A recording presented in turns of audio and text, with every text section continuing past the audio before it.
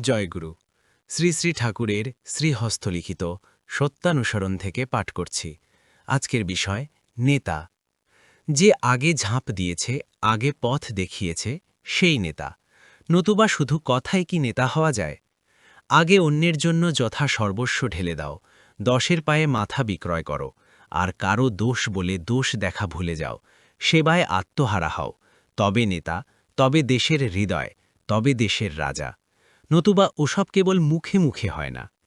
যদি নেতা হতে চাও, তবে নেতৃত্বের অহংকার ত্যাগ করো, আপনার গুণগান ছেড়ে দাও, পরের হিতে যথা সর্বস্বপণ করো, আর যা মঙ্গল ও সত্য নিজে তাই করে দেখাও। আর সকলকে প্রেমের সহিত বলো, দেখবে হাজার হাজার লোক তোমার অনুসরণ করবে। নির্ভর করো, আর সাহসের সহিত অদম্য উৎসাহে কাজ করে যাও। লক্ষ্য রেখো, তোমা হতে তোমার নিজের ও অন্যের কোনরূপ অমঙ্গল না আসে। দেখবে সৌভাগ্যলক্ষ্মী তোমার ঘরে বাঁধা থাকবে।